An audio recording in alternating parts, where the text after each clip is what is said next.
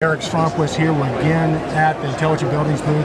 We just interviewed Tom Shurtleff, and Tom has all these incredible ideas. It makes a lot of sense. But our guest right now, Darryl Benson, is the guy that actually has to make all this stuff work. So what's that like when you got a creative genius like Tom coming up and saying, hey, Darryl, this is what we're going to do, make it work? It's a lot like herding cats, but in reality, it tends to stretch us a little bit, and we're finding that there's lots of ways to uninhibit our growth and to really enable our growth. Very cool. Well, you guys are doing some incredible stuff. As we talked about with Tom, it seems like one of the things you guys do is really help people make distinctions, come up with a common vocabulary so everybody is crystal clear on what needs to be done. Yeah, I'd agree on that. I think one of the best ways you can do that is just start cutting through a lot of the noise.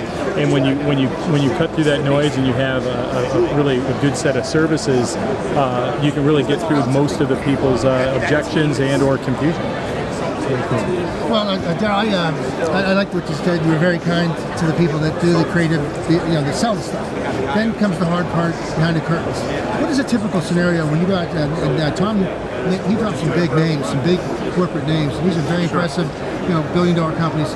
What is the first engagement you do from the technical standpoint? You meet with the staff, or how do you get things going? Typically what we do is we meet with the team and we get laser focused on what the scope is, so we all have a common understanding of what we're gonna do when we're on site, when we leave, and what they're going to get into the deliverable, and now what we're going to deliver as a managed service. And that getting that crystal clear upfront value proposition really nailed down allows things to happen really quickly. Well, and you recently said how you've had a lot of success and you've been all over the country, all over the world. What is a typical timeline for a deliverable? Let's say a company all of a sudden has an issue and they want to get a hold of Intelligent Buildings, they need help. What is a start to finish line time expectation? Sure. I mean, typically when we're doing some strategic consulting, we're looking at 8 to 12 weeks to engage, discover the information we need, workshop, and then create a result at the end. It's probably 8 to 12 weeks. Very good. Yeah, so if somebody was to reach out, so I think you gave us a broad stroke, but for a user out there might go, yeah, Tom's okay, but Darryl, I could deal with Darryl. So when they reach out to you guys, walk them through just the first couple of steps. Do they get, who do they typically get? Do they get a case manager? What's the first conversation look like? And then where obviously we know what's going to happen after that. Sure. When we engage, we have a group of sales folks who get the scope straight with everybody. But once it's sold, they really engage. We have a group of engagement directors. The engagement directors are the business leaders for each engagement, and the engagement directors really manage the scope with the customer. And then we have our internal staff that have different expertise, whether it's strategic consulting, design, or cyber, that come in and execute their deliverable on time, on schedule. And then when the scope moves on to the next element, we bring a different group in to deliver that piece. But we have a constant, which is the engagement director. So is there like a typically just dial Intelligent Buildings on the phone to set it up, or is there an email that you guys recommend? I want to give them the first step. I think the first step is just email me, Darryl.Benson@intelligentbuildings.com, and I can get them anywhere they need. Very cool. Darryl, one last thing I had was y'all put together a very, very, very interesting but potent navigant research white paper, okay?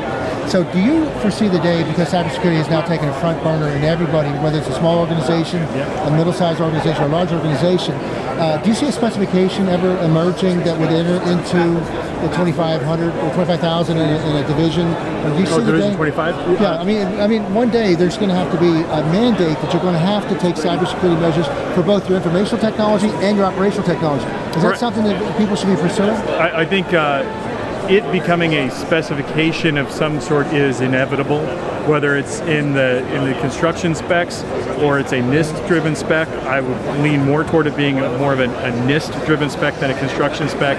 And the main reason for that is construction is a one-time event. When you're done with the building, it's done. NIST is more of an operational specification that you need to operate correctly. There needs to be construction and operations that needs to be taken into account. Oh, great answer. Yeah, well, see, that's just an example of how he takes a concept where there could be a communication breakdown. He drills right down to it, gets very specific. So, look, guys, we hear great things about you, Darryl, man. Our community out there encourage you. Check these guys out, and Darryl, man, have a great rest of the show. Thank you very much. Have you sang any songs there in Nashville? You gone to the hockey? No, Congratulations. I don't sing. So You don't sing? Not even karaoke? not even karaoke. Well, listen, I mean, because we kind of got a lot of, you want to just try? Darryl Benson, there you go, man. He knows his limitations, Yes. which is another thing you need to look for with your service provider. Darryl, thanks, buddy. Thank you very much. Take care.